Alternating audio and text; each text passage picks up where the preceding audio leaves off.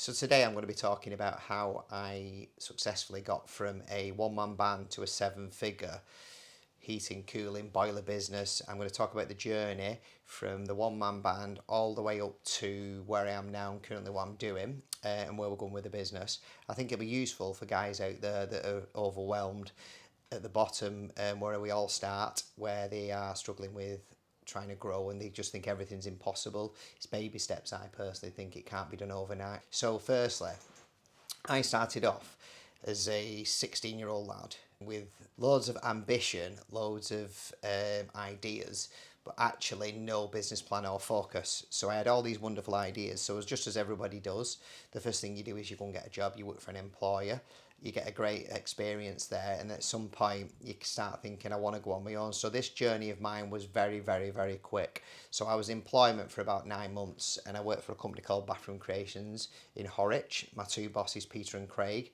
I'm sure that they've got a different story than I have, but basically, when I worked for them, within 9 months, I'd had enough really of doing bathrooms. It wasn't hard, it wasn't challenging. However, the tiling and the finishing was extremely challenging, but I didn't see myself in that sort of role because I was more technical and I was more into how things work and heating, etc. So I chose to leave that company and set up on my own. I can't remember if I was 17 or 18, but I was extremely young, and I set up my own company, and it was called M&R Plumbing and Heating, what it's currently called today. That stood for Mick and Rob. And Rob, if you ever watch this, you'll smile at this. Me and Rob was partners. We did a very, very terrible job of it at the first. We thought we could do it. We thought that we could just come to us. We'd get onto site, etc., thinking, oh, we put a couple of leaflets left and right, 10 down, 10 up on streets that we'd get work. We genuinely didn't get any work really. All the work we got was the rubbish, and we only got the work that was the cheap work. So anything that we got wasn't worth doing. So we kind of really struggled with that for about 12 months. However, I found a niche in fixing boilers and being a combination boiler repair specialist. So by about 19, I could fix combination boilers. So I got a little bit of a niche. So a lot of other plumbers were starting to use me to help me fix the combination boilers. I also learned how to wire S plans, Y plans, underfloor heating systems, and just started to getting an idea of how they worked, how boilers work. That kind of got me in and got me taken seriously. So I went more on the repair side because when I was pricing the installations, I couldn't really compete because even if I was at the same price, they'd still go with a company that had the brand and the, older guys. So that's what I did for a couple of years, the breakdowns to get me to where I was. We did local advertising, so like advertisements on local rag magazines, Bolton Evening News, leaflets, loot, all sorts of things, leaflet campaigns, which didn't really generate a great deal of work, if I'm honest with you. It just got us a work, give us a job basically. So we worked for ourselves, but we owned a job. So basically, in about a year and a half, 2 years later, I decided to buy Rob out and get Rob working for me because the partnership wasn't working. So we did that. As we started to grow, I then took on another member of staff called Martin. He was great. He worked side by side with me. Then I took my brother on, and then I took Gary on. And what happened was, slowly but surely, I started to, this is going back to around about the year 2000, 2002, I started to come away from the tools. It was extremely difficult, but how I did it was I realised that the most important thing of any business is, which I think a lot of people don't do, is market. They don't market the company, expect the work to come to them. You've got to market. So for every pound you make, you've got to spend 10p of that, in my opinion, on marketing. So if it's £1,000,000, you've got to spend 100 grand. However, we probably spend about 80. So we probably don't spend enough. We do try and test the market. Some stuff works, some stuff doesn't. But unfortunately, people think that advertising is a waste of money. Well, it's not, because if you look at every single big boys, advertising is the key. You definitely need to get your marketing right. So if you are lucky enough to be living with your parents at the minute and you're a plumbing and heating engineer running your own business, that's, if you want to scale, that's what I suggest you do. I suggest that you use the money that you're making. Don't be shy of spending it, because ultimately we get too precious about the money that we're saving and putting away for a rainy day. Spend that on marketing. Spend that on a member of staff that you can get in helping you in the office, doing the leads, doing the phone calls, speaking to the customers, because that is so important, because I believe that that's what's grown our company today, because customers want to speak to people. Now in 2002, they wait. They might say, oh, I'll do it in 2 weeks, 3 weeks, 4 weeks. That was fine. Absolutely no chance now. If somebody rings me today and I can't do that job, we won't get that job. It's as simple as that. And if they ask us to recommend us, we do recommend a local company around here. I can guarantee that they're exactly the same as us. If they don't get the job, they just move on. So nowadays it's different.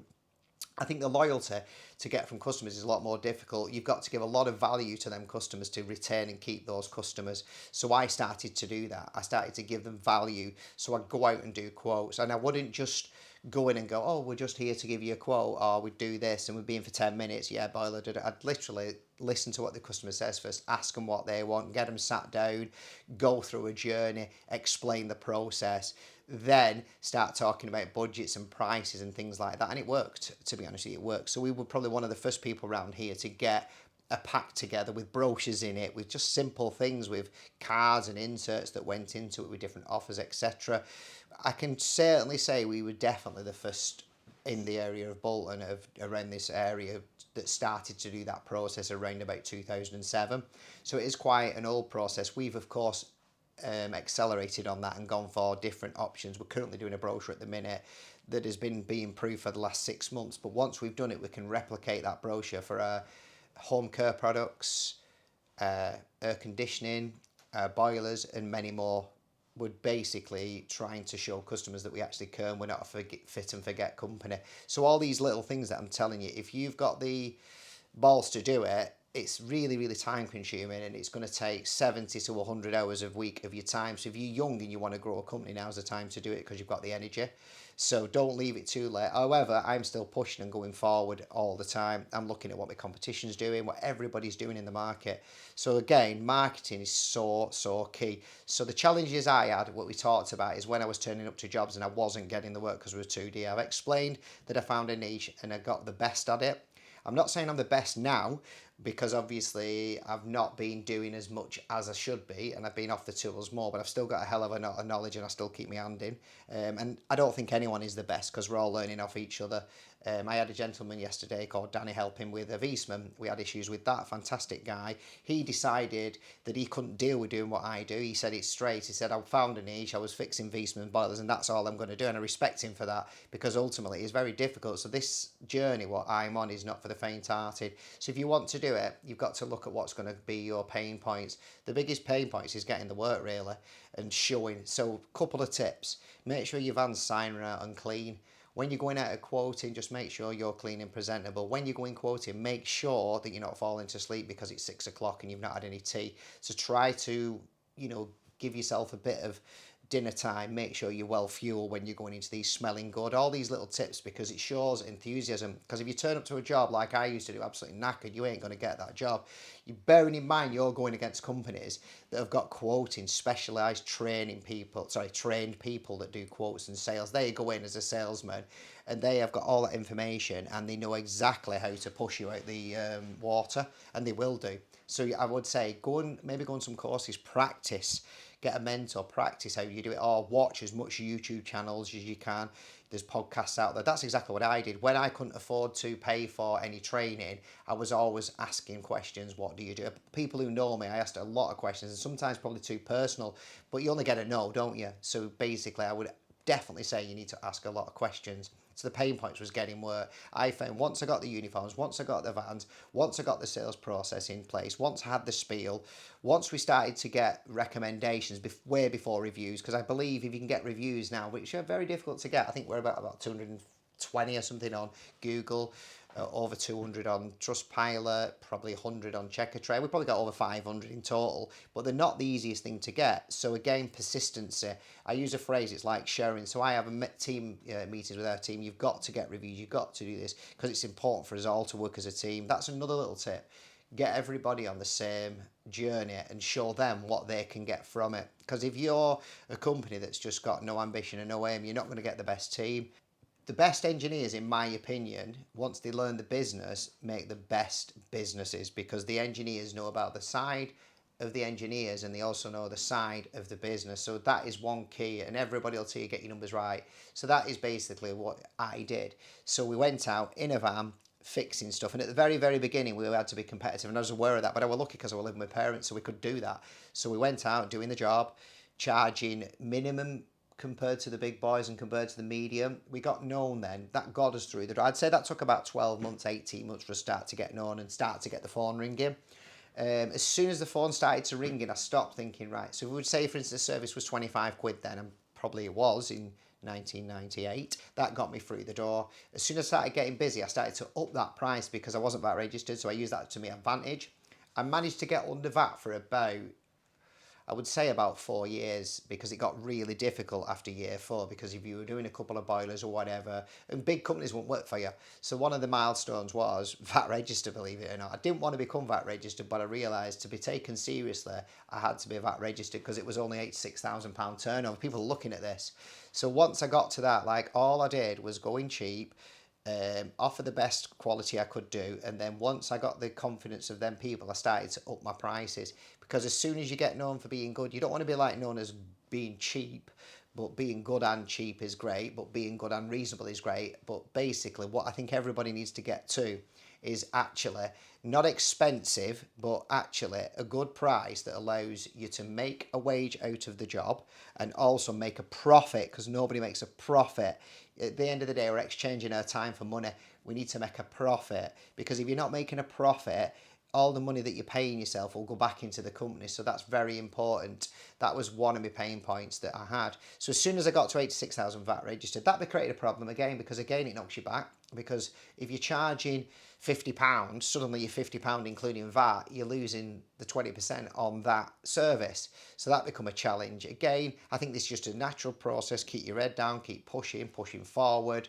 The key is to this is persistency. Like I keep saying, showering, you've got to shower every day. Consistency. It won't happen overnight unless you've got a mentor and a really good hand and a load of money to spend on your company.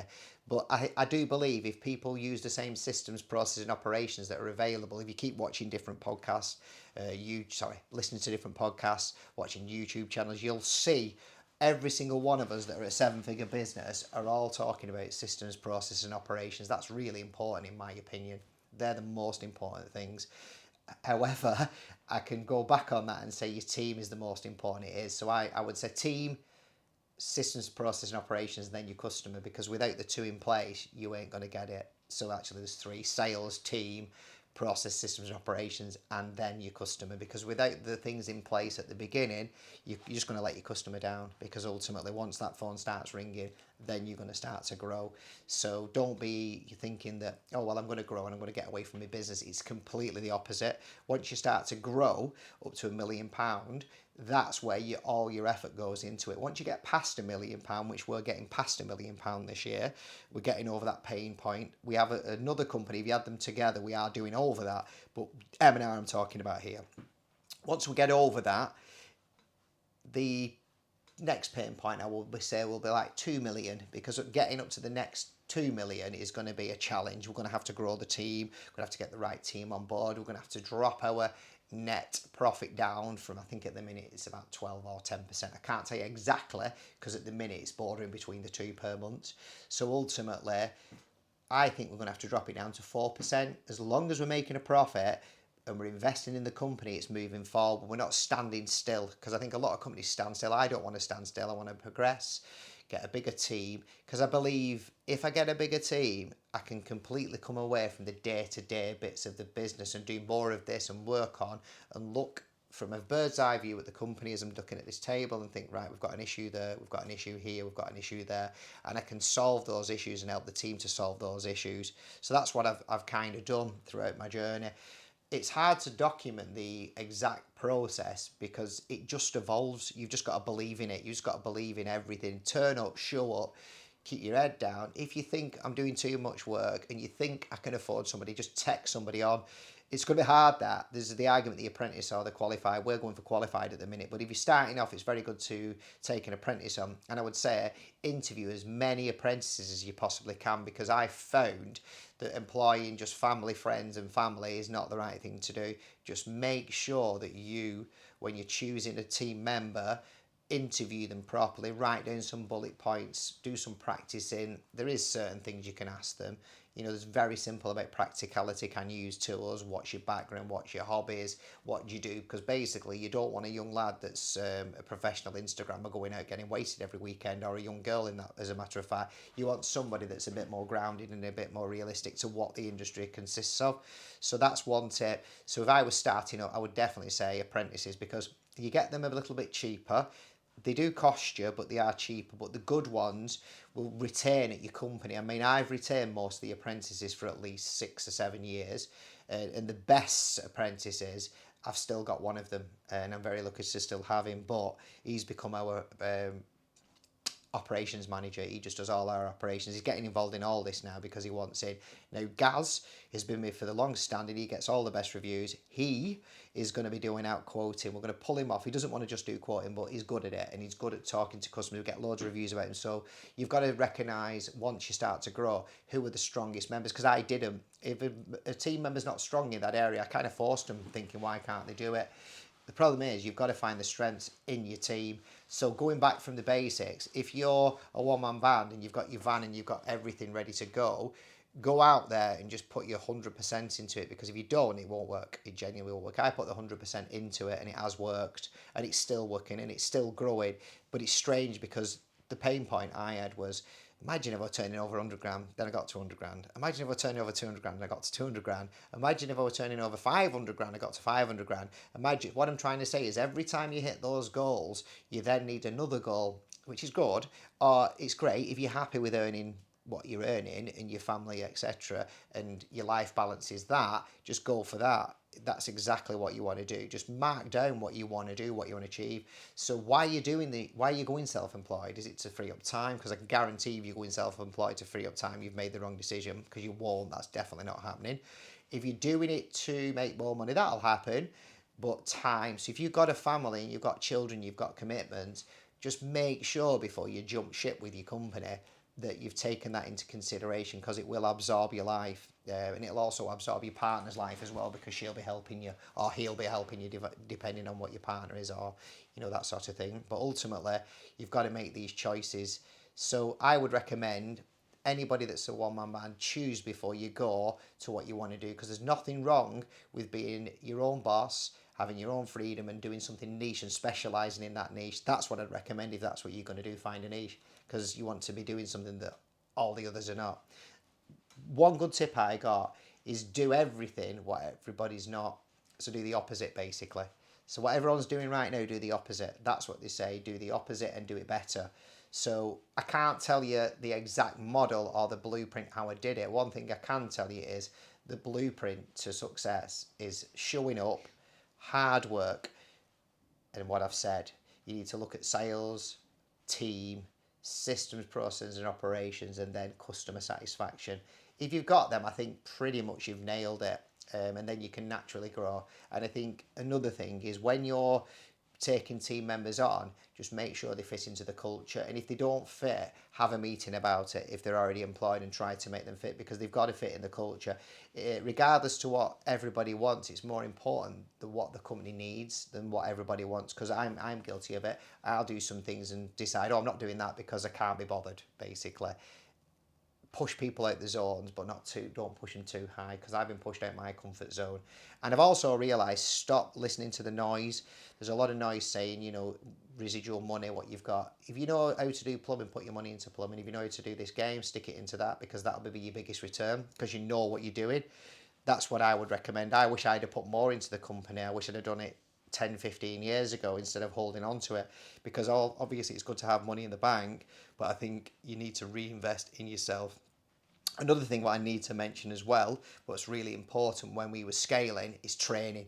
Make sure everybody in your team is training and up to speed with everything. And then if there's an issue, make a note of it, deal with it, open up the bottleneck, just get it out of the way. Training is massively important. If it's training sales, if it's training systems, how the girls answer the phone, everybody has got to be trained, and they hate it. A lot of people hate it and think it's pointless. You look at all these corporate companies that do all these training. If you ever speak to every single team member or employee, they'll tell you, well, that were a load of bullshit. It's not bullshit, because unconsciously, or subconsciously, should I say, it sinks in and they'll start to do it. The best people that are out there are people that have listened and copied corporations because they make it work. How do they scale to an 8,000 people business? It's unheard of. That's all down to teams, systems, process, operations, marketing, and empowering people and having levels and structures within that. So that team is responsible for that. Then if he has a problem, he goes to this, and then the director if needed be, or chairman, whatever, CEO, all these people that are above, they'll go to them for help. But you've got to have levels where you're not getting involved in the day-to-day. I'm still involved in the day-to-day, but I'm trying to get every ticket that's under £1,000, it doesn't come to me. And I still think that's too low. It should be every ticket that's under £4,000 really. But realistically, if Wes or Gaz can't answer the calls, the girls need an answer for that customer. So realistically, I am dragged back to the technical side, which I don't mind, to be fair, but it would be nice. And at the minute, I can't just afford someone to do the technical side for me that just does that. Because in an ideal world, I would want everybody to have a technical person that's answering the phone for that. Couple doing the sales, couple doing the answering the phones, then accounts. And we're slowly building that team. We have a team of 3 girls now, and we outsource our accountant, and we have a bookkeeper that's outsourced. He is he's a 4th employee. He's great, he's fantastic, and he's got access to all our systems. But I would love to bring that into house. I'm hoping to grow the office admin team to 4 or 5 this year, because I do believe that we can do that. It's all possible. We've put it into the business plan and model, which we've been mapping out with one of my mentors, and it's looking really successful and it's looking totally achievable. Now, I know a lot of the stuff I've said is overwhelming, but if you watch over a couple of times of what I've said and just look at what the people that are already doing 7-figure businesses, I'm hoping to get a guy on from a company called Custom Heat. I was speaking to him last night. His company's phenomenal, absolutely phenomenal. And I've put in talks to get him on a podcast so we can get his journey, because I think his journey is going to be unbelievable, because I think he's almost like the next Pimlico. You can see it, how he's growing. They're called Custom Heat. Go and check him out. He's absolutely killing it. So if I can get him on, it'll be really good. I think you'll get a lot of content and information from him, and also it'll grow his brand. I think he's up for that. Although he doesn't need to do that, but I think he would like to give something back to the eating industry. So I'm going to have him be talks with him today. I'm going to give him a call. Just want people to be aware, whatever level you are in business, there's people out there. You can reach out to me if you drop a mention in the comments box. If you need any information, etc., we can sort of get that sorted out for you and get the questions, because it will be good to get some conversations going with smaller business, bigger businesses, and get us all chatting. I would like to basically get a group of really good company owners together, competition or not competition, to share their experience, because I believe there's so much work out there. And I do believe there's probably only 10% of people watching this out of 100 that'll actually do it. I might be completely wrong there. I'd hope to say it'll be 20%, but realistically, this is not for everybody, because it is 24/7 hands-on job, and it's quite scary sometimes when you're trying to hit £150,000 target in a month. That's probably our best target we've ever hit so far. I don't think I've ever got above that target, but ultimately I've done it.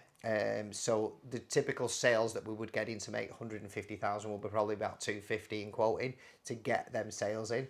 So again, a lot of marketing, a lot of work, a lot of overtime, and basically the lads are flat out at that, and that typically needs them sort of figures start happening in the winter, because in the summer we don't hit them figures. But when you level it out, that's where you get to the £1 million mark, because it's leveled over the 12 months. Because in the summer, I think last month we did, what was it, in April, we did about 98 grand last month, which isn't bad at all for April, not bad at all. So ultimately, if we could do that consistently for every month, it still would only be 1 million. But what would be nice, well, 1.2, wouldn't it, roughly?